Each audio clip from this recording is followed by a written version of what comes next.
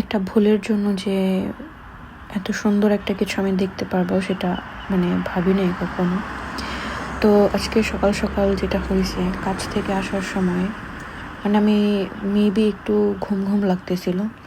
So আমার যে বাস স্টপে নামার কথা ছিল, আমি সেই বাস স্টপে না নেমে আমি আর কি 2-3 স্টপ সামনে চলে গেছি।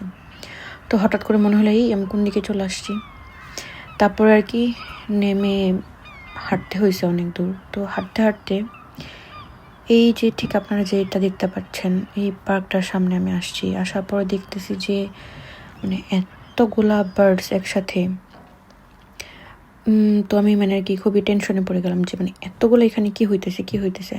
সো কৌতূহলবশত একটু সামনে আগায় দেখলাম যে কিছু সাদা কালার পাখি ছিল আর কিছু কালো কালার ছিল, যেগুলো আমরা বাংলাদেশি ভাষায় কাউয়া কই, কাউয়া। তো যাই হোক, মানে এই দৃশ্যটা দেখে এত ভালো লাগতেছিল। এখানে আপনারা দেখতে পেতেছেন যে সাদা কালার আর কালো কালার পাখি মিক্সড। একটু পরে এখানে একটা মজার ঘটনা ঘটবে। মানে আমি তো জাস্ট এরকম কিছু কখনো দেখিনি, বাংলাদেশেও দেখিনি। এই যে এখন দেখতেছি যে সবগুলো উড়ে গেছে, ঠিক আছে, উড়ে গেছে মানে সাদা পাখিগুলো এখান থেকে চলে গেছে। একটু পরে এখানে শুধু কালো পাখিগুলো থাকবে। মানে তাদের মধ্যেও মনে হয় কোনো একটা ঝগড়াঝাটি হয়েছে। হ্যাঁ, মানে পাখিদের মধ্যেও একটা ঝগড়াঝাটি হয়। কালো পাখিরা বলতেছে যে এই পার্কটা শুধু আমরা থাকবো।